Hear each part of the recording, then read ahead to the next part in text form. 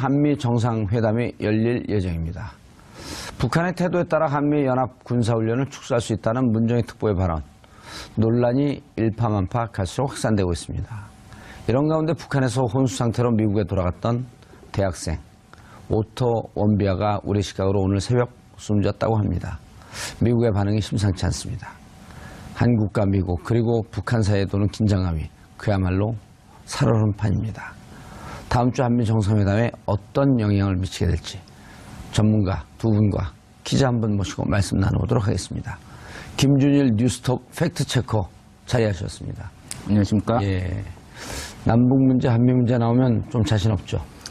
예, 뭐 솔직히 제 전공 분야는 아니라서요. 아니요, 김정은한테 와서 확인해야 되잖아요. 아, 그러니까요.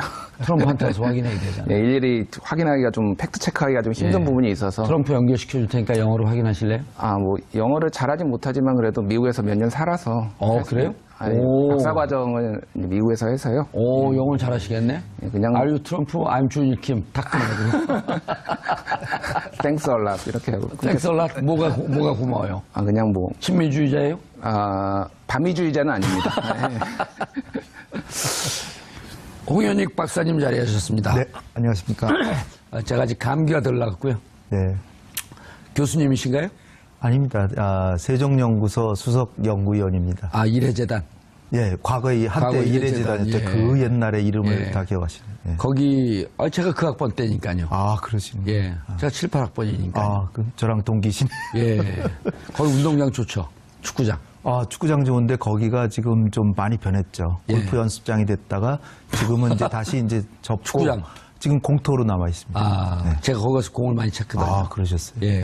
그 당시에 축구 선수 참 출신입니다. 좋았죠. 예. 축구 선수 출신 프로. 그러세요? 예. K3. 오. 예. 안 한 게 없습니다.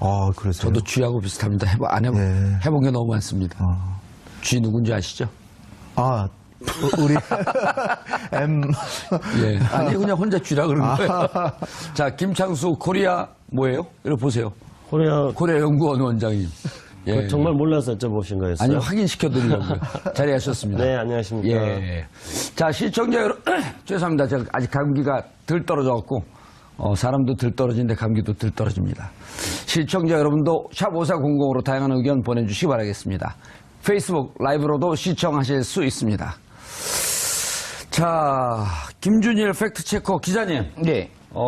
지금 뭐 여기저기서 지뢰가 빵빵 터지는 듯한 느낌이에요? 예, 한미 정상회담이 이번 달 말에 예정되어 있는데 예. 지금 뭐 말씀하셨다시피 좀 안 좋은 어떤 소식들이 계속 들리고 있어서 예. 이게 쉽지 않을 것으로 전망은 되고 있습니다. 문정인 교수의 예. 발언보다도 오토 원비아 사망이 더 심각한 거 아닙니까? 그게 더 훨씬 심각하죠. 왜냐하면은 어쨌든 이 남북 관계의 주도권을 이제 미국과 협상하면서 이제 한국이 좀 쥐고 가야 되는 그런 문제가 있는데 북한이 강경 일변도로 이제 나올 가능성이 있고 현재로서는 나중엔 변할 수 있지만은 지금은 워낙 국내 여론이 안 좋기 때문에 북한의 이건 명백한 실수고요. 어쨌든 그래서 강경 일변도로 나올 경우에 남한이 쓸 수 있는 어떤 외교적 카드나 이런 것들이 굉장히 제한되지 않습니까? 그래서 한미 정상회담에 있어서도 좀 협상이나 이런 여지가 많이 줄어든 것이 아니냐 이렇게 분석이 되고 있습니다. 예. 박사님, 한미 정상회담 오리무중이죠. 대충 보이나요, 근데? 저는 큰 문제는 없으리라 이렇게 생각이 예. 됩니다. 사드가 제일 어려운 과제인데, 예. 사드 문제만 환경영향평가, 사실 우리 청와대 안보실장께서 가셔가지고, 1년 정도 하겠다라고는 양해를 받은 걸로 지금 돼 있기 때문에, 트럼프 대통령이 예측 불허의 아주 돌발 발언만 하지 않는다면, 사드에 대해서 무슨 해결책은 나오진 않겠지만, 1년 정도 시간 여유는 벌 수 있다. 이렇게 예. 생각이 되고요. 다른 문제, 북핵 문제에 대해서는 미국도 한 달 전부터는 선제 공격 하겠다라는 얘기는 싹 사라져 버렸고 예. 거의 선제 공격은 불가능하다는 쪽으로 다 지금 규정들 다 하고 있습니다. 주한미군 사령관, 미 국방장관, 국무장관 다.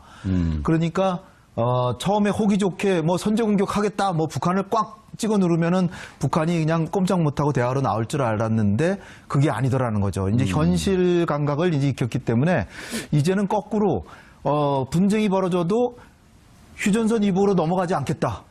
또 체제 전환 우리 그거 안 한다.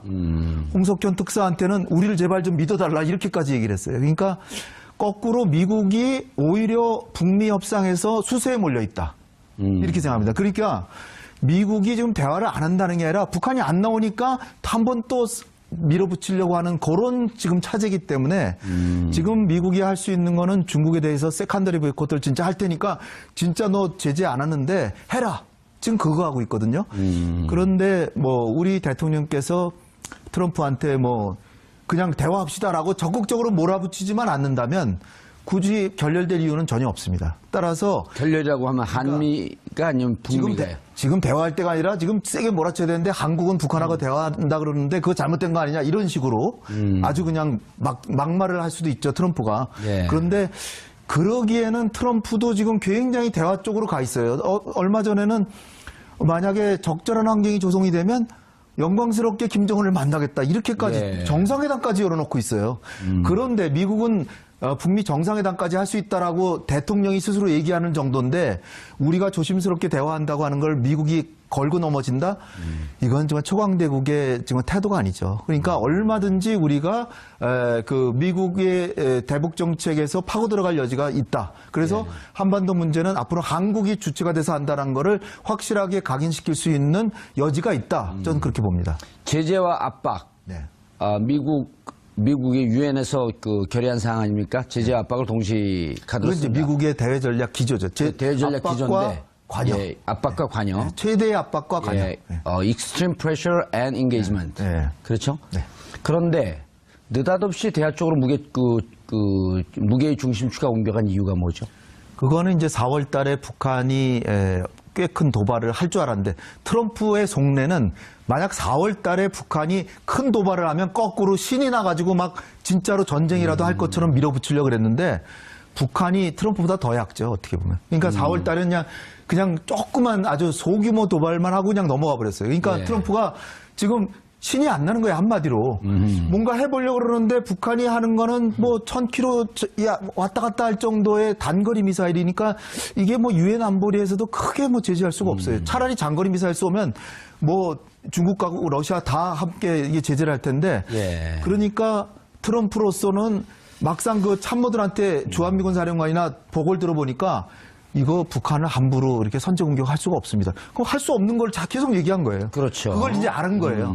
그렇기 때문에 이제는 대화 쪽으로 간다. 예. 이런 쪽으로 방침을 정하고 있는 겁니다. 알겠습니다. 미국의 기조가 대화 쪽으로 가는 것 같다. 자, 그러면 지금 한미 정상회담을 앞두고 두 가지 돌발 변수가 터진 거예요. 근데 그 전에 시진핑하고 연초에 대담을 할 때도 시진핑이 그런 얘기를 했다고 언론 보도에 나오지 않습니까? 북한 만만치가 않다. 그렇게 단순한 수로 밀어붙여도 될 일이 아니다. 이런 뉘앙스의 얘기를 했다 그 보도가 나오지 않았나요? 시진핑이 이제 트럼프 정책에 대해서 좀 상세하게 설명을 해준 거죠. 그러니까 트럼프 대통령이 동북아 정책, 특히 북한 정책과 관련해가지고 가장 중요시하게 생각했던 것이 이른바 중국 활용론입니다. 즉 어떤 북핵 폐기 문제에 대해서는 중국이 역할을 하면은 가능할 거다. 트럼프 대통령은 그렇게 생각했습니다. 예. 그래서 중국에 대해서 계속 압박을 넣은 거죠. 너희들이 북한 핵 문제를 폐기하고 북한을 대화로 이끌어내는데 어떤 역할을 해라. 그랬는데 이제 실제로 그 시진핑 같은 경우에는 중국의 대북한 역할이라는 게 매우 한계가 있을 수밖에 없다는 것들을 말한 거고요. 그런 과정을 거쳐서 뭐 그게 이제 우리 언론에 아주 그 상세하게 긴 시간에 걸쳐서 그런 대화가 됐고 심지어 뭐 중국하고 한국하고 옛날 역사적 관계가 뭐 조공 관계냐 어쩌니 뭐 이런 식으로까지 됐다는 식으로 또 보도가 되지 않았습니까? 예. 근데 어쨌든 그런 과정을 통해 가지고 트럼프 대통령은 중국하고 북한하고 관계가 그냥 자기가 평상시에 생각했던 것처럼 중국이 마음대로 움직이면은 북한이 거기에 따라오는 이런 관계는 아니다 하고 트럼프 대통령이 생각한 것이었죠. 예. 알겠습니다. 그러면 그런 와중에 이제 문정인 외교안보 대통령 특보죠. 자칫 잘못하면 외교 안보 실장이 될 수 있었던 그런 분인데 물론 이제 개인적인 여러 이유를 해갖고 그 정의용 실장으로 바뀌었지만 미국에서 했던 발언이 특보면 무조건 대통령하고 똑같은 입장을 얘기해야 되나요? 뭐 그렇죠. 특별보좌관이라고 하는 것은 대통령이 판단할 수 있게끔 다양한 견해, 다양한 생각을 놓아주면서 그 중에서 판단할 수 있게끔 좀 그 정보 제공에 도움을 주고. 만약에 특보가 특별보좌관이 대통령하고 똑같은 생각을 하는 사람이라면은 예. 특별보좌관을 둘 필요가 없는 거죠. 대통령이 혼자 판단하면 되는 것이니까. 예. 그래서 특별보좌관을 두는 거는 대통령에게 다양한 견해들을 제공해주고. 그렇죠. 그래서 대통령이 종합적으로 총체적으로 여러 정보를 바탕으로 해서 결정을 내리도록 도와주는 게 바로 특별보좌관이라고 할 수 있습니다. 그러면 지금 미국에서 발언한 내용이 주요한 내용이 뭐였었죠? 그러니까 북한이 핵을 중단하면은 예. 한미연합훈련을 축소할 수 있다. 뭐 이런 내용이죠. 예. 그리고 다시 이제 논란이 되니까 동결이라고 했죠. 포기가 아니라 동결. 북한의 뭐 정확한 오딩을 제가 모르겠습니다. 동결이라고 소개되는 언론도 있고 중단이라는 표현도 있고요. 그리고 이제 문재인 특보가 다시 이제 설명을 한 거는 그거는 2010년 이전 단계로 10년 이전 단계로 예. 한미 군사훈련을 돌리자는 거다 이런 말입니다. 그것은 2010년에 천안함 연평도 사건 이후에 이른바 이제 미국의 전략 자산이 계속 한반도에 전개가 됐습니다. 그래서 이거에 대해서 또 북한은 뭐 굉장히 두려워했었고요. 예. 그렇기 때문에 이런 전략 자산이 전개되기 이전 단계, 2010년 이전 단계로 되면은 그렇다면은 북한을 대화로 끌어낼 수 있지 않겠느냐 이런 취지에서 한 발언이라고 했습니다. 근데 이런 발언이 사실은 국내에서 이렇게 굉장히 많이 관심을 가지고 보도되는 만큼 어떤 새로운 주장이라거나 또는 파격적인 주장이라거나 충격적인 주장이라고는 할 수 없습니다.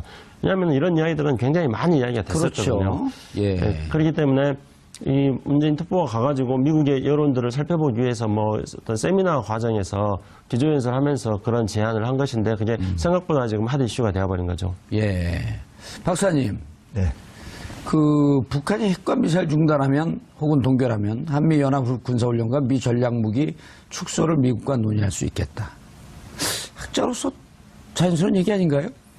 저는 늘상 그런 제안을 해야 된다라고 항상 주장해 왔습니다. 그리고 제가 개인적으로 제가 주장하는 게 아니라 예. 작년 9월 달에 미국 외교협회라는 데가 있어요. 예. Council on Foreign Relations. 미국에서 그냥 외교관들이나 고위 관료들 또는 전문가들이 모여가지고 이렇게 전문가들 모임이죠. 예. 거기서 아주 보수적인 멀른 전 합참의장, 예.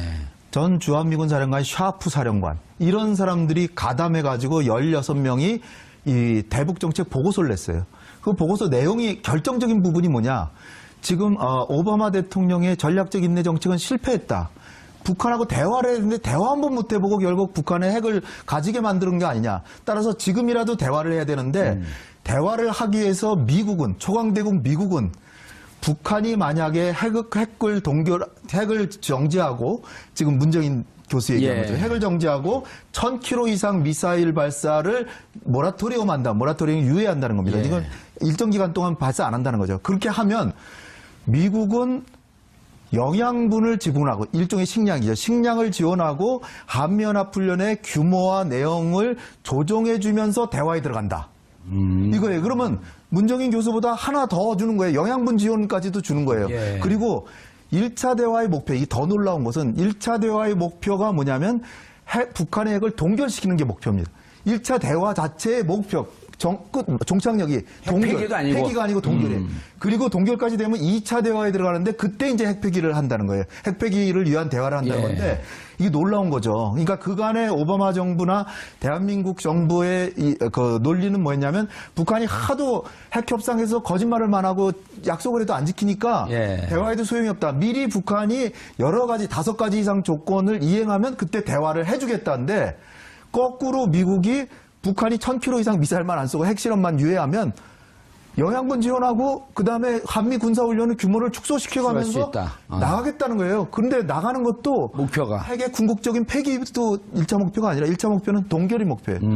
그것을 제가 만든 게 아니라 미국의 보수적인. 진보 보수 물론 진보 전문가도 있죠. 예. 이 나와서 제가 깜짝 놀랐어요. 그런 보고서가 미국에 사실 거의 준 공식 문서처럼 나왔는데 문정인 교수가 한국의 그 대통령 외교안보 특보인데 그 제안을 미국의 제안이라고 설명을 해줬으면 아마 아무 문제가 없었어요. 예, 미국의 제안이 내 제안보다 사실 한 발 더 나갔다. 그렇죠. 이렇게 해서 아무 문제가 없는데. 근데 문정인 교수께서 한 가지 제가 볼 때 약간의 실수라고 하면은 문재인 대통령에 따르면 이런 제안을 할 수 있다라고 얘기를 하신 것 같아요. 그런데 그 중에서 아까 김창수 원장님 얘기하셨지만 북한이 이걸 핵과 미사일 중단하면 한국 정부는 미국 정부와 상의해서 한미연합훈련의 규모를 축소를 조정할 걸 검토할 수 있다 이렇게 얘기했어요. 예. 근데 목화 신문을 보면 보수적인 신문들 한국의 언론들 쭉 보면 그 북한이 그 활동을 중단하면 한국은 한미연합훈련의 축소를 하겠다 이렇게 보더래요. 한국이 혼자서 하는 게 아니에요. 어떻게 한미연합훈련을 한국 혼자서 합니까? 미국하고 협의해서 축소할 거를 검토할 수 있다 이 정도만 얘기한 거거든요. 예. 그러니까 굉장히 어떻게 보면 문정인 교수를 수세에 몰기 위해서 단도직입적으로 마치 그냥 양보적으로 얘기한 것처럼 이렇게 일종의 각색을 한 겁니다. 진짜로 액면 그대로 문정인 교수가 한 얘기를 정확하게 따옴표로 해서 얘기해야 되는데 그것도 아닌 거예요. 조중동을 지금도 믿으시나 보죠. 아니 믿는 게 아니라 그러나 많은 국민들이 보고 있기 때문에 무시할 수가 없죠. 무시할 수 없는데 어떻게 해도 예를 들어 정확하게 이렇게 얘기를 한 것을 그대로 인용해도 또 어떻게든 틀어버립니다. 그러나 언론의 정도라고 하는 것은 설사 비판을 하기 위해서도 그대로 따옴표로 인용을 하고 나서 그리고 비판해야 돼요. 그리고 전체 문맥을 봐야 되는데 그렇죠. 전체 문맥까지는 안 보더라도 한 구조를 문제 삼으려면 정확하게 따옴표해서 문제를 삼아요. 예전에 한 그 진보학자의 어느 그 교수님이 강연을 하는데 이런 얘기를 하세요. 성경 구절에 보게 되면 어리석은 자들은 하나님이 없다고들 한다.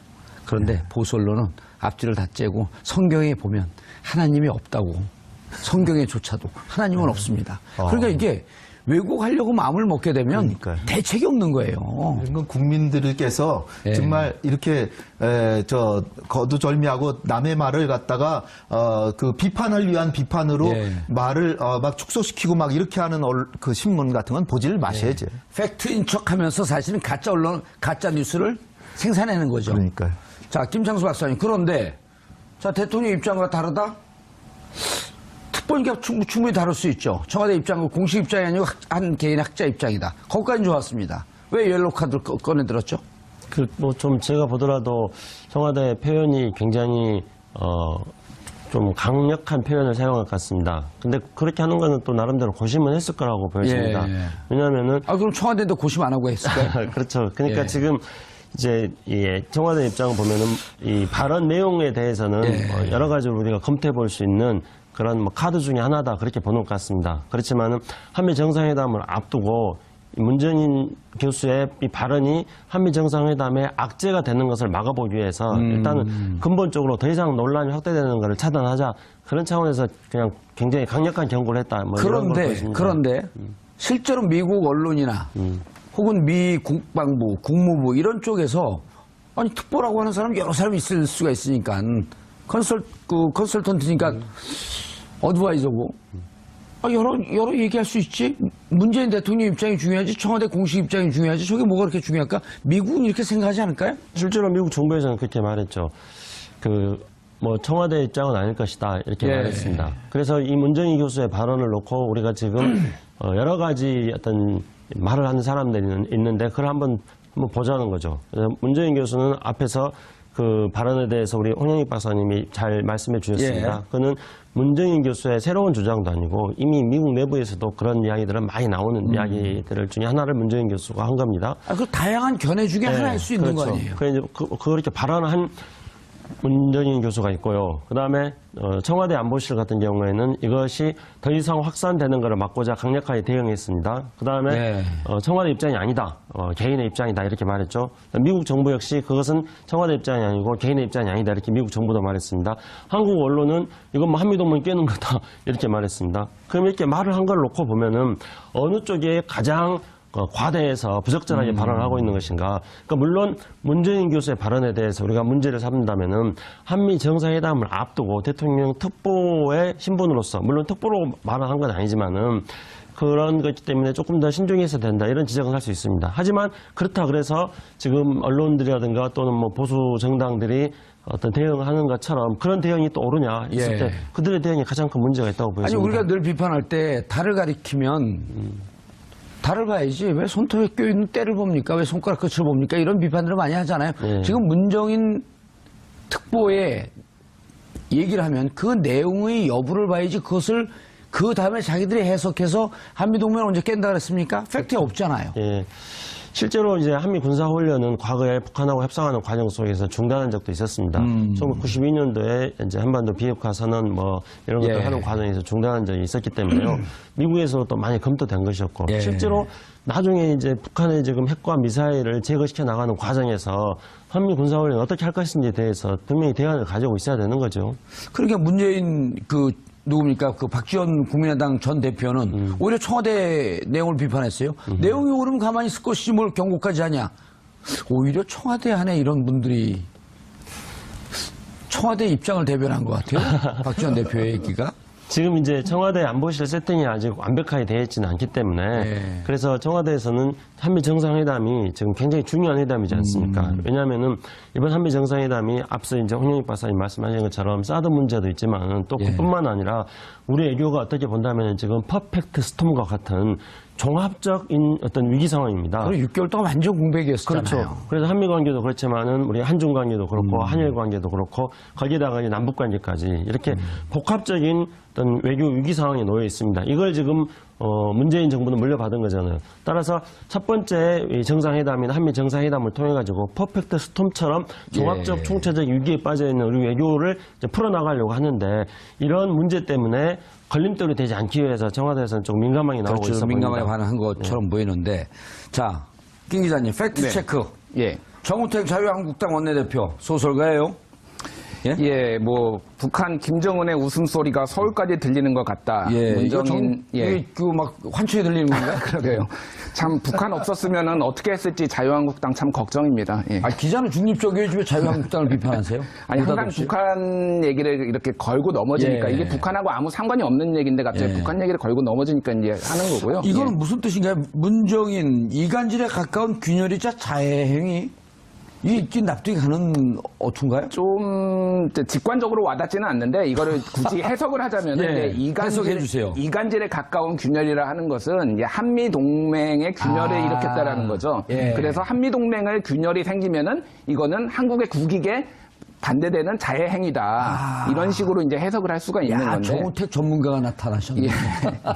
근데 이거는 정말 말이 안 되는 게, 예. 그러니까 외교라는 것은 결국은 국익을 위해서 외교를 하는 거 아닙니까? 그렇죠. 그래서 가장 첫째도 국익, 예. 둘째도 국익, 셋째도 국익. 그래서 외교의 목표 아니에요. 그래서 가장 중요한 게 한미동맹인 건 맞습니다. 근데 전 정권 자유한국당이 여당인 시절에 맹목적인 한미동맹 이를테면 사드를 무작정 들여왔다가 이 지경이 난 거 아닙니까? 예. 중국 반발하고 굉장히 국익에 해가 됐는데 그런 식으로 지금 또 접근을 하는 거는 굉장히 문제인 것 같습니다. 하하, 기자를 중립적으로 관점으로 보도를 하라고 불렀더니 기자가 좀 그런가요? 좌파 같은 진행하는 상당히 부담스러운데요. 제가 보는 그림은요. 예. 아마 이게 뭐 색다른 해석일지 모르지만 예.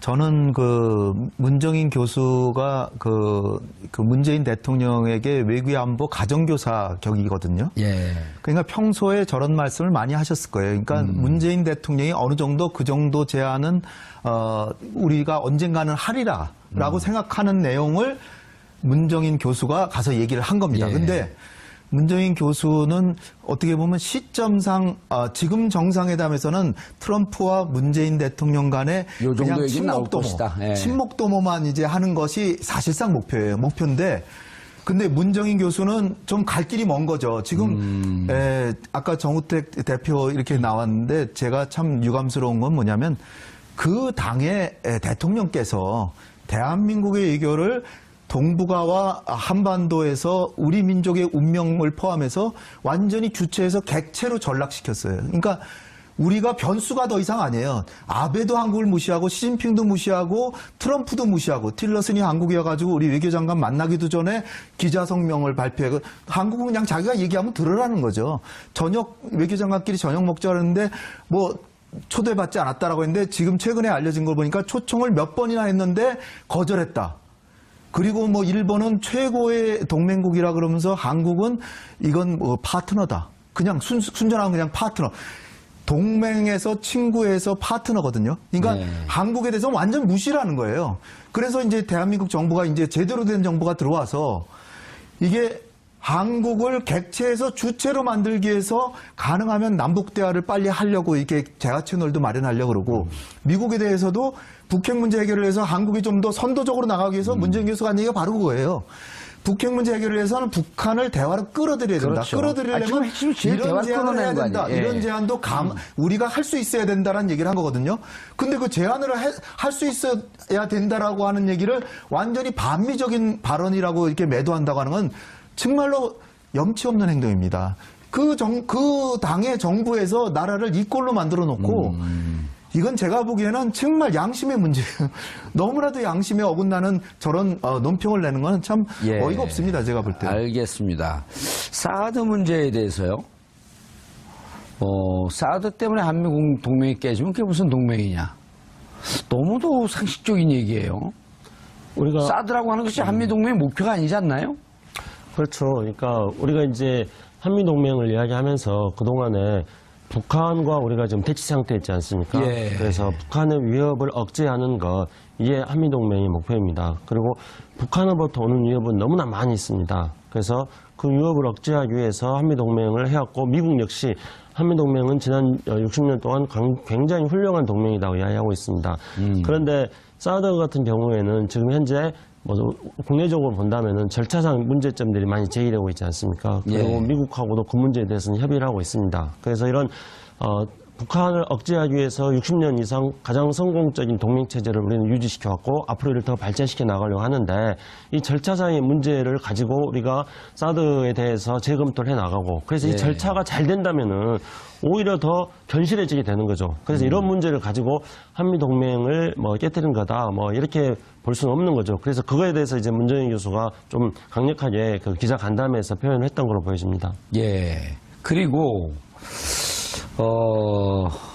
이제 원비호 대학생 그 원비호 사망은 좀 불행한 일이지만 상원에서 상원의원들이 일일이 북한이 대가를 치르게 해야 된다. 이제 이건 사실은 일정 정도 그 감정에 호소하는 약간 포퓰리즘적 이제 그런 내용도 좀 있을 터인데 문제는 지난해 7월서부터 북미 간에 물밑 대화가 이루어지고 있었단 말이에요. 또 그 전에 2015년 12월에 북미 간의 접촉이 이루어지려고 만나려고 했던 시도가 있었다라고 하는 보도가 또 한 번 있었고 교수님 그 박사님 말씀하셨듯이 동북아 문제에 있어서 대한민국은 완전히 왕따가 되고 북미 간에 계속 협상을 하고 있고 이거 어떻게 받아들여야 됩니까? 우리가 가장 걱정하는 게 북한이 핵과 미사일 문제를 가지고 예. 한국을 제외하면서 이른바 통미봉남 미국하고 직접 대화하면서 남북 관계를 막는 것 이거를 우리가 가장 걱정합니다. 그래서 예. 그거를 또 영어로는 코리아 패싱 한국을 제껴버린다 코리아 이렇게. 패싱 콩글리시라고 나왔잖아요. 콜드 그렇죠. 숄더링 어깨를 차게 만들다. 갑자기 왕따시키는 겁니다.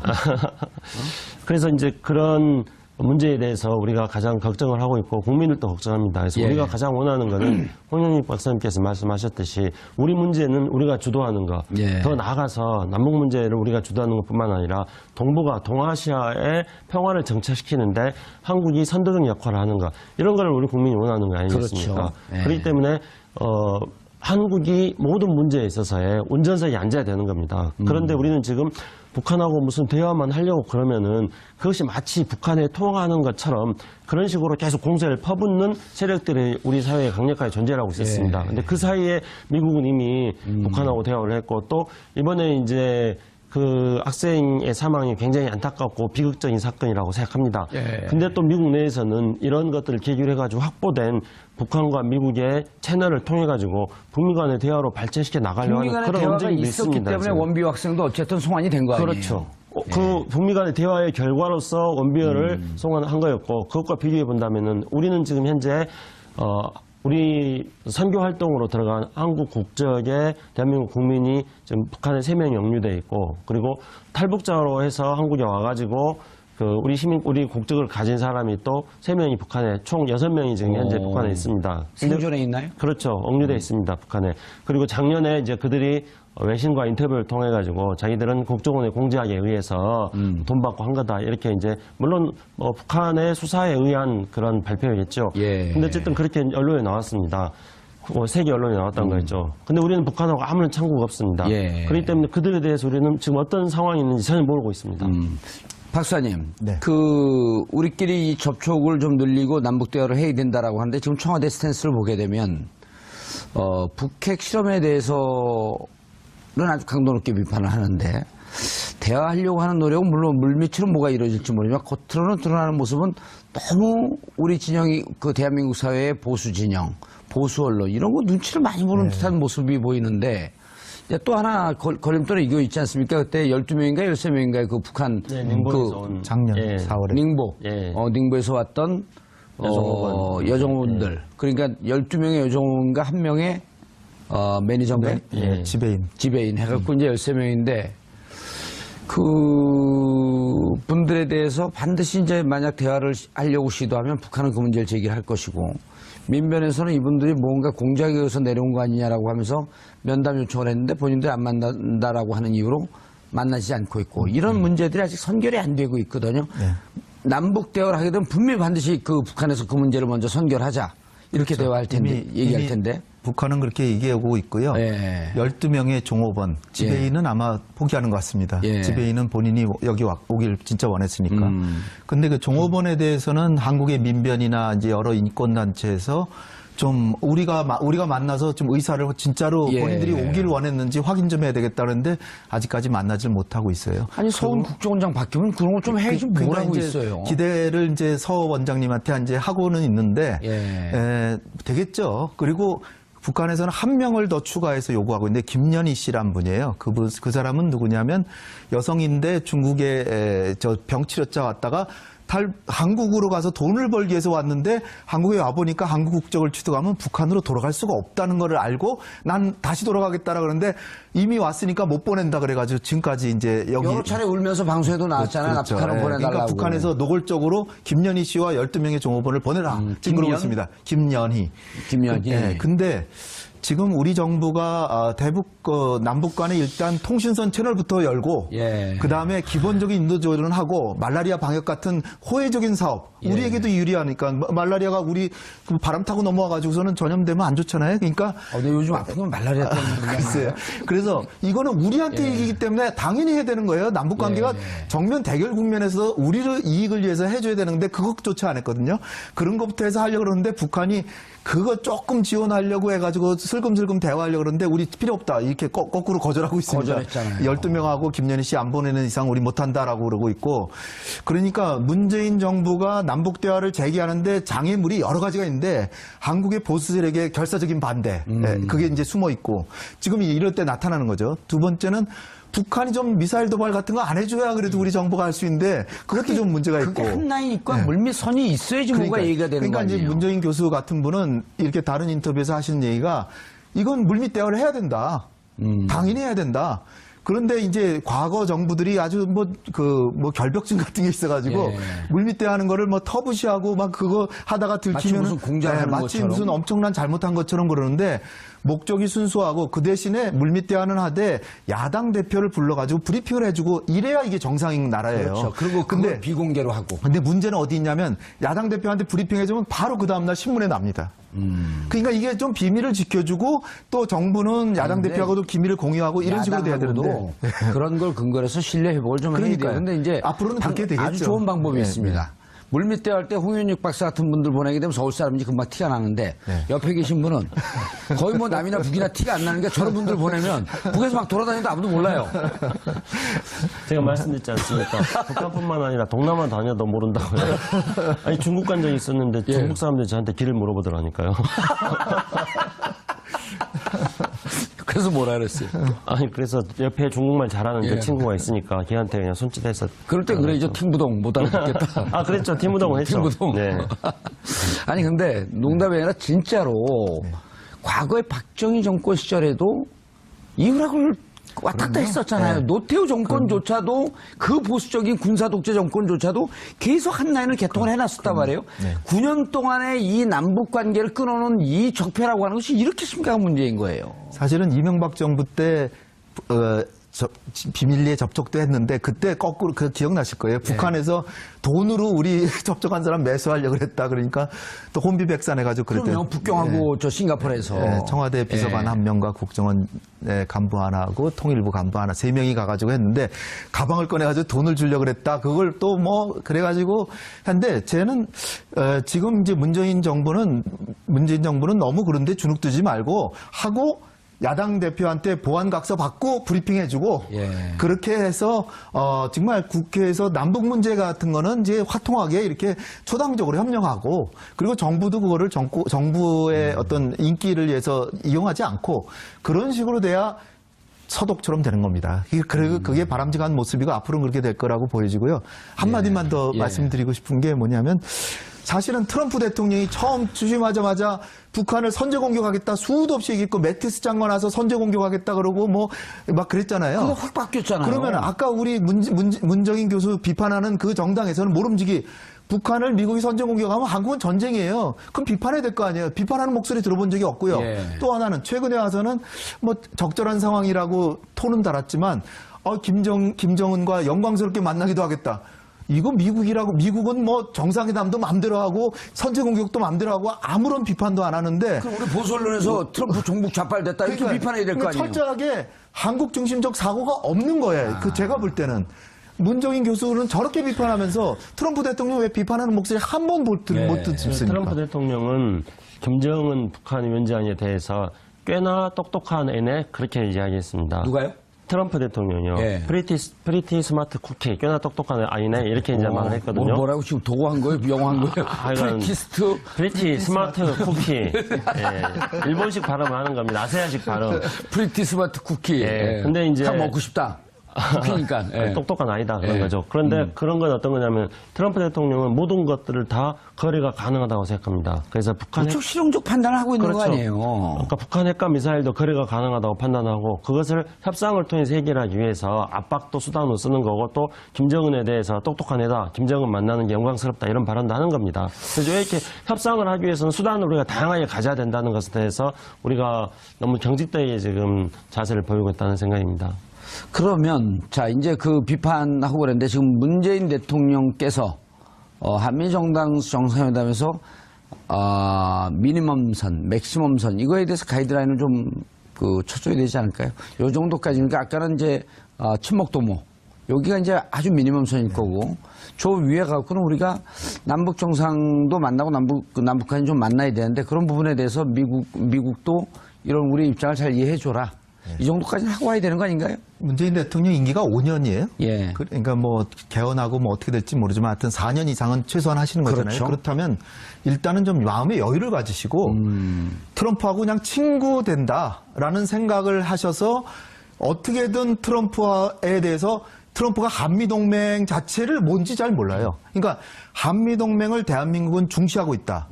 그러나 이 한미동맹은 대한민국 정부의 입장은 한미동맹을 대전략의 중추로 삼되 한미동맹이 반중동맹이 돼서 우리가 중국의 적이 되고 싶지는 않다. 거기까지는 확실히 인정을 받고 돌아오셨으면 하는 바람이고요. 그러니까 너무 뭐 사드 문제, 뭐 북핵 문제, 뭐 한미 FTA 개정 뭐 이런 거는 실무진에 맡겨놓고 이 트럼프 대통령이 그 참모진에게 문재인 대통령 정말 훌륭한 분이니까 우호적으로 협상해봐라. 이것만 들으시면 저는 성공했다라고 이제 보는 거고요. 그리고 최저선은 낭패, 이를테면 뭐 사드 철수해버릴래. 그리고 주한미군도 어떻게 할지 몰라. 이런 얘기만 안 나오면 일단은 최저선은 된 거다. 그러니까 트럼프 대통령이 워낙 지금 어떻게 할지 모르니까 그러니까 가능한 트럼프 대통령이 돌발 행동을 막는 거 그게 최저선이라고 저는 생각합니다. 알겠습니다. 김상수 박사님, 트럼프 입장에서도 코미 FBI 국장 해임한 거, 그다음 뮬러 특검 이런 등등 때문에 지금 한 36%까지 지지율이 떨어졌는데 트럼프 대통령 입장에서도 뭔가 국내 상황을 대외적으로 돌파할 만한 이런 기회가 좀 필요한 때거든요. 물론입니다. 그래서 지금 트럼프 대통령이 취임하고 나서 하는 외교 정책을 보면은 anything but 오바마입니다. 그러니까 오바마가 했던 것들은 다 안 한다. ABN, ABO. 예, 그런 셈이죠.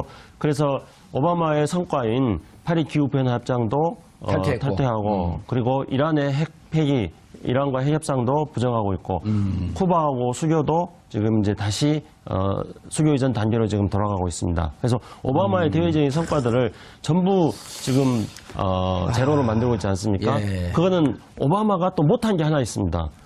그건 뭡니까? 북한 문제. 그렇죠, 북한 문제는.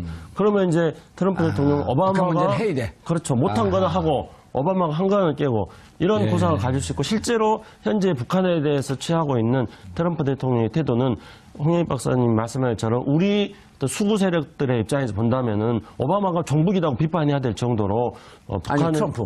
트럼프가 예. 종북이라고 비판해야 될 정도로 뭐 김정은이 똑똑하고 만나는 영광이라고 말하는 상황인데요. 아주 전형적인 국가보안법으로 처벌해야죠.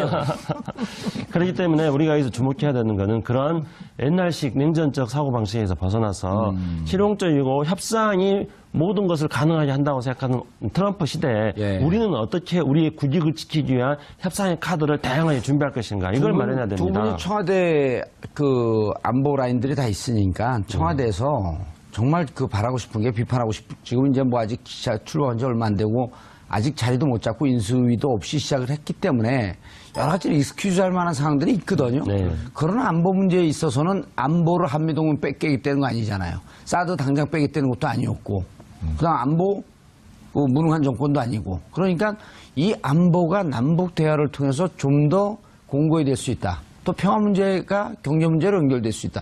이런 것 때문에 좀 공격적으로 안보 문제를 좀 들고 나와야 되지 않을까? 사실상 우리가 하는 생각을 좋은 하는 카드가 거죠. 있어요. 예. 카드가 뭐냐면 숨어 있지만 대한민국이 세계 경제력 11위 경제력을 가졌고 그렇죠. 기술력도 만만치 않은데 예. 북한은 세계 150위권대인데 핵을 개발했잖아요. 예. 그럼 우리 핵 위협을 받고 있는데 핵 위협을 받고 있으면 우리도 핵을 개발할 권리가 있는 거예요. 예. 근데 국제적 여망과 한미동맹의 우위 때문에 개발을 안 하잖아요. 예. 이 굉장히 지금 우리가 양보하고 있는 거예요, 미국한테. 이거를 카드로 쓸 수도 있는 거고요. 두 번째는 좀 위험한데요, 근데. 물론 그렇죠. 예. 물론 그런데 그러니까 미국의 입장을 우리는 많이 들어주고 있는 것이다라는 예. 거를 개발하자는 게 아니라 우리가 자제하고 있다는 거를 충분히 인지시키고 두 번째는 전시작전 통제권 전환이라는 게 트럼프 대통령 지금 미국 국방비 줄이려고 그러는데 예. 우리가 독립해서 각각 별개의 독립된 군대로 서로 협력하자는 건 미국의 국방비 절약해 주는 거라고. 그렇게 하면 우리가 미국의 부담을 줄여주는 방향으로 하려고 한다. 당당하게 얘기하고 그러면 트럼프도 그러냐. 한국이 완전히 우리의 부하인 줄 알았더니 당신들도 독립하려는 훌륭한 대통령이다. 그럴 거라고 저는 생각합니다. 거꾸로. 교수님 말씀, 박사님 말씀처럼 얘기하면 내일 보수 언론들 한 일주일 동안 먹거리가 생기는데요. 글쎄요. 진정한 좌파 정권이 들었다. 근데 이런 건 김창수 박사님 이런 건 어떨까요? 트럼프를 딱 만나갖고 예. 너네 핵무기 계속 개발하고 생산해내고 있지. 너네 10분의 1 비용으로 할 수 있어. OEM으로 하면. 그래서 북한에 오염을 북한에 OEM을 주는 거예요. 아주 독특한 기술 아니에요, 또. 어차피 핵무기는 좀 계속 생산을 해내야 되니까. 이제 공동의 한미 간의 공동 이익이 되는 것을 찾는 것들은 필요하다고 예. 생각합니다. 그래서 공동 이익이 되는 것을 우선은 총론적으로 본다면은 북한의 비핵화라든가 또는 한미 동맹의 발전 이런 것들은 이제 총론적으로 이야기할 수 있고요. 그다음에 이제 강론적으로 본다면은 늘 제가 말씀드리는 겁니다만은 트럼프 대통령 같은 경우에는 모든 것들이 다 협상으로 거래로 가능하다고 보고 있는데 그러면서 트럼프 대통령이 제일 많이 관심을 가진 거는 미국의 일자리를 만드는 거 아니겠습니까? 예. 그래서 자기 지지 기반 역시 이른바 러스트 벨트라는 쇠락한 경제 지대에 있는 백인 노동자들이 자기 지지 기반 아니겠습니까? 그래서 미국이 일자리를 창출하는데 어떤 새로운 성장 동력으로 북한과 동북아시아를 우리가 개발하자. 그럼요. 이 문재인 대통령이 오랫동안 그 문제에 대해서 많은 관심을 가져왔습니다. 예. 그래서 한반도 경제 지도 뭐 이런 것들도 이야기해가지고 뭐 대륙으로 가고 동해사에 이렇게 개발하고 그렇죠. 그러면 이제 이런 것들을 세계적으로 지금 몇 안 되는 그런 새로운 성장 동력을 창출할 수 있는 지역이거든요. 북한을 비롯한 동북아시아가. 그럼 이런 문제를 가지고 트럼프와 공동으로 해결해 나갈 수 있는 방법들을 제시한다면은 제가 예전부터 주장한 거를 싹 빼갔는데.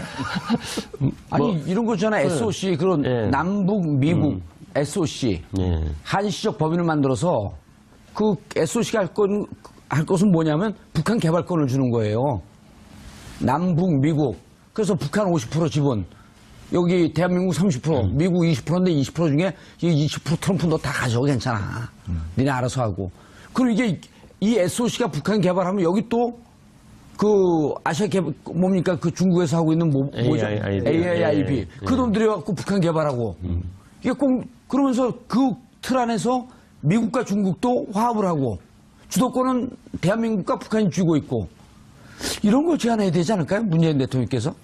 글쎄, 그러면 좋은데 큰 예. 그림으로 볼 때 제가 미국이 소중한 우리의 동맹국이라고 생각은 하지만 21세기 미국의 세계 전략에서 지금 중국한테 점점 밀리고 있는 상황에서 미국의 대전략의 기조가 중국을 봉쇄하는 거예요. 예. 그러니까 어떻게 보면 경제적으로는 결국 중국한테 패배하니까 군사적으로 한미동맹 강하고 미일동맹 강하고 사드도 그래서 전 배치했다고 봐요. 그리고 거기다가 이제 뭐 저 주변에 중국에 있는 주변 나라를 동동 이렇게 꽁꽁 저 동맹으로 맺어가지고 중국을 견제하거든요. 그러니까 미국의 생각은 이러한 경제협력 쪽으로 문재인 대통령이 이거를 바꿀 수 있다면 대단한 대통령이 역사상 위대한 대통령이 되는데 그게 미국의 워낙 세계 전략에 딱 그 좀 상반되는 상황이기 배치가 되고 때문에 있으니까. 쉽게 설득하기는 어려울 것이다. 그런데 이제 그 군사보다 경제적 협력이 더 우위에 오히려 있는 민간인들이 예. 민간 차원에서 트럼프에게 영향력 있는 대기업들하고 협력해서 SOC를 형성해서 들어간다. 그러면 트럼프 대통령도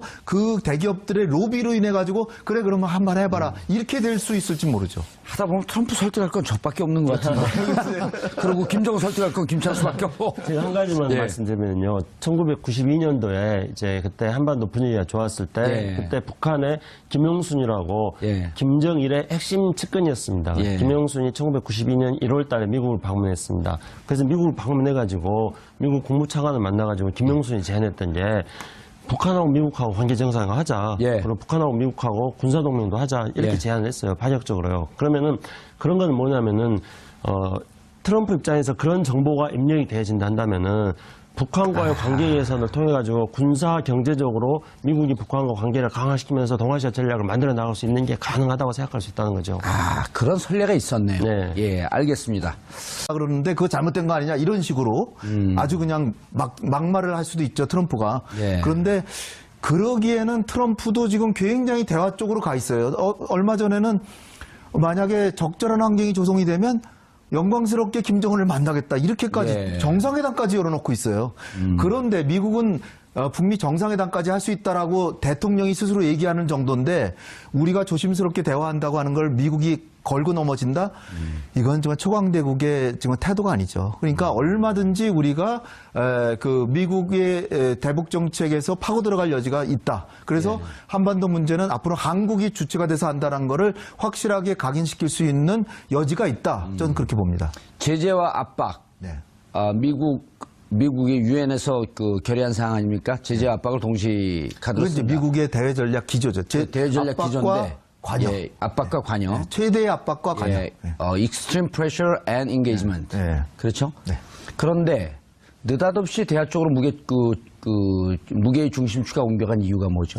그거는 이제 4월 달에 북한이 꽤 큰 도발을 할 줄 알았는데 트럼프의 속내는 만약 4월 달에 북한이 큰 도발을 하면 거꾸로 신이 나가지고 막 진짜로 전쟁이라도 할 것처럼 밀어붙이려고 그랬는데 북한이 트럼프보다 더 약죠. 어떻게 보면. 그러니까 4월 달에는 그냥 조그만 아주 소규모 도발만 하고 그냥 넘어가 버렸어요. 그러니까 트럼프가 지금 신이 안 나는 거예요, 한마디로.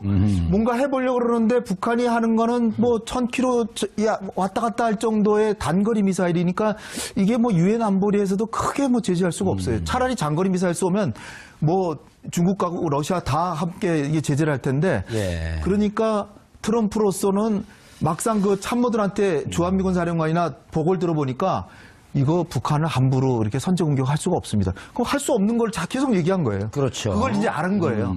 그렇기 때문에 이제는 대화 쪽으로 간다. 이런 쪽으로 방침을 정하고 있는 거예요. 알겠습니다. 미국의 기조가 대화 쪽으로 가는 것 같다. 자, 그러면 지금 한미정상회담을 앞두고 두 가지 돌발 변수가 터진 거예요. 근데 그 전에 시진핑하고 연초에 대담을 할 때도 시진핑이 그런 얘기를 했다고 언론 보도에 나오지 않습니까? 북한 만만치가 않다.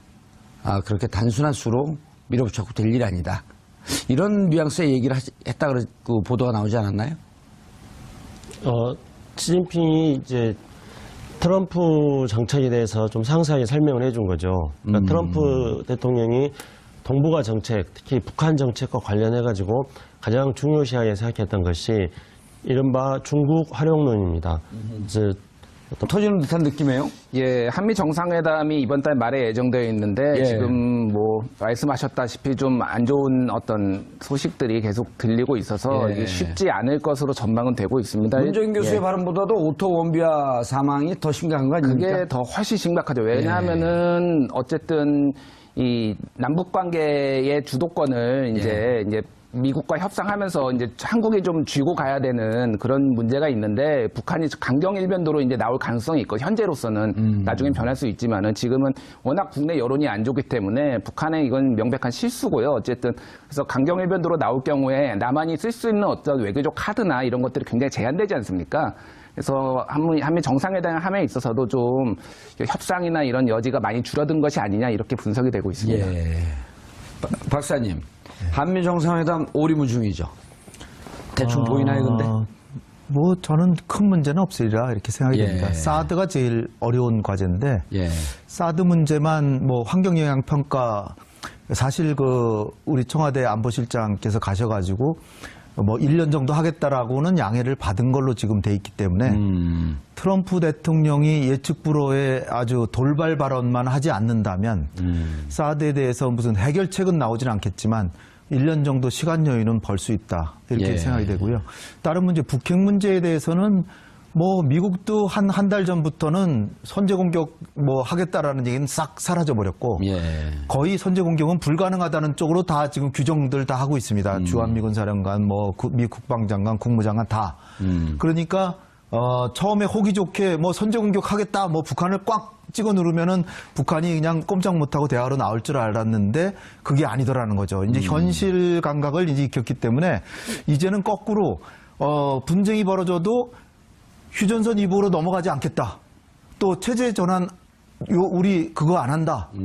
홍석현 특사한테는 우리를 제발 좀 믿어달라 이렇게까지 얘기를 했어요. 그러니까 거꾸로 미국이 오히려 북미 협상에서 수세에 몰려 있다.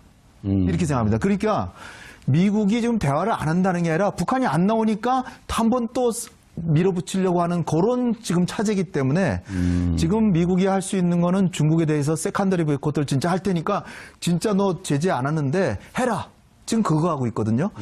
그런데 뭐 우리 대통령께서 트럼프한테 뭐 그냥 대화합시다라고 적극적으로 몰아붙이지만 않는다면 굳이 결렬될 이유는 전혀 없습니다. 따라서 결렬이라고 하면 한미가 아니면 북미가요? 지금 대화할 때가 아니라 지금 세게 몰아쳐야 되는데 한국은 북한하고 대화한다. 이거에 대해서 또 북한은 뭐 굉장히 두려워했었고요. 예. 그렇기 때문에 이런 전략 자산이 전개되기 이전 단계, 2010년 이전 단계로 되면은 그렇다면은 북한을 대화로 끌어낼 수 있지 않겠느냐 이런 취지에서 한 발언이라고 했습니다. 근데 이런 발언이 사실은 국내에서 이렇게 굉장히 많이 관심을 가지고 보도되는 만큼 어떤 새로운 주장이라거나 또는 파격적인 주장이라거나 충격적인 주장이라고는 할 수 없습니다.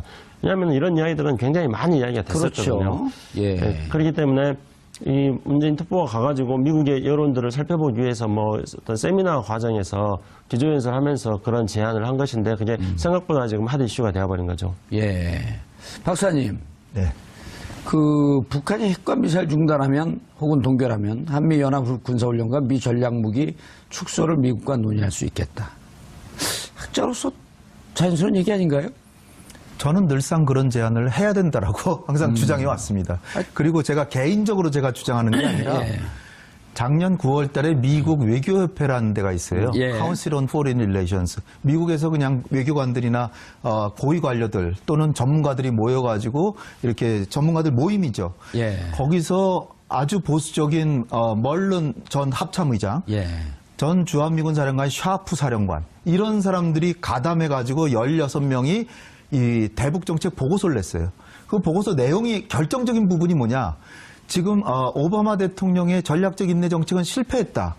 북한하고 대화를 했는데 대화 한 번 못 해보고 결국 북한의 핵을 가지게 만드는 게 아니냐. 따라서 지금이라도 대화를 해야 되는데 대화를 하기 위해서 미국은 초강대국 미국은 북한이 만약에 핵을 정지하고 지금 문재인 교수 얘기한 예. 거죠. 핵을 정지하고 1000km 이상 미사일 발사를 모라토리엄이 유예한다는 겁니다. 예. 이건 일정 기간 동안 발사 안 한다는 거죠. 그렇게 하면 미국은 영양분을 지원하고 일종의 식량이죠. 식량을 지원하고 한미연합훈련의 규모와 내용을 조정해주면서 대화에 들어간다.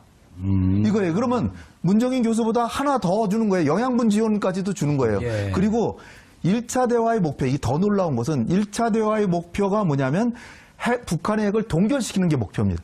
1차 대화 자체의 목표, 종착역이 핵폐기도 아니고. 폐기가 아니고 동결이에요. 그리고 동결까지 되면 2차 대화에 들어가는데 그때 이제 핵폐기를 한다는 거예요. 핵폐기를 위한 대화를 한다는 예. 건데 이게 놀라운 거죠. 그러니까 그간의 오바마 정부나 대한민국 정부의 그 논리는 뭐였냐면 북한이 하도 핵 협상에서 거짓말을 많이 핵폐기 문제에 대해서는 중국이 역할을 하면은 가능할 거다. 트럼프 대통령은 그렇게 생각했습니다. 예. 그래서 중국에 대해서 계속 압박을 넣은 거죠. 너희들이 북한 핵 문제를 폐기하고 북한을 대화로 이끌어내는데 어떤 역할을 해라. 그랬는데 이제 실제로 그 시진핑 같은 경우에는 중국의 대북한 역할이라는 게 매우 한계가 있을 수밖에 없다는 것들을 말한 거고요. 그런 과정을 거쳐서 뭐 그게 이제 우리 언론에 아주 그 상세하게 긴 시간에 걸쳐서 그런 대화가 됐고, 심지어 뭐 중국하고 한국하고 옛날 역사적 관계가 뭐 조공 관계냐 어쩌니 뭐 이런 식으로까지 됐다는 식으로 또 보도가 되지 않았습니까? 예. 근데 어쨌든 그런 과정을 통해 가지고 트럼프 대통령은 중국하고 북한하고 관계가 그냥 자기가 평상시에 생각했던 것처럼 중국이 마음대로 움직이면은 북한이 거기에 따라오는 이런 관계는 아니다고 트럼프 대통령이 생각한 것이었죠. 예, 알겠습니다. 그러면 자, 그런 와중에 이제 문정인 외교안보 대통령 특보죠. 자칫 잘못하면 외교 안보 실장이 될 수 있었던 그런 분인데 물론 이제 개인적인 여러 이유를 해갖고 그 정용 실장으로 바뀌었지만 미국에서 했던 발언이 특보면 무조건 대통령하고 똑같은 입장을 얘기해야 되나요? 뭐 그렇죠. 특별보좌관이라고 하는 것은 대통령이 판단할 수 있게끔 다양한 견해, 다양한 생각을 놓아주면서 그 중에서 판단할 수 있게끔 좀 그 정보 제공에 도움을 주고. 만약에 특별보좌관이 대통령하고 똑같은 생각을 하는 사람이라면은 예. 특별보좌관을 둘 필요가 없는 거죠. 대통령이 혼자 판단하면 되는 것이니까. 예. 그래서 특별보좌관을 두는 거는 대통령에게 다양한 견해들을 제공해주고, 그렇죠. 그래서 대통령이 종합적으로 총체적으로 여러 정보를 바탕으로 해서 결정을 내리도록 도와주는 게 바로 특별보좌관이라고 할 수 있습니다. 그러면 지금 미국에서 발언한 내용이 주요한 내용이 뭐였었죠? 그러니까 북한이 핵을 중단하면은 예. 한미연합훈련을 축소할 수 있다. 뭐 이런 내용이죠. 예. 그리고 다시 이제 논란이 되니까 동결이라고 했죠. 포기가 아니라 동결. 북한의 뭐 정확한 워딩을 제가 모르겠습니다. 동결이라고 소개되는 언론도 있고 중단이라는 표현도 있고요. 그리고 이제 문재인 특보가 다시 이제 설명을 한 거는 그거는 2010년 이전 단계로 10년 이전 단계로 예. 한미 군사훈련을 돌리자는 거다 이런 말입니다.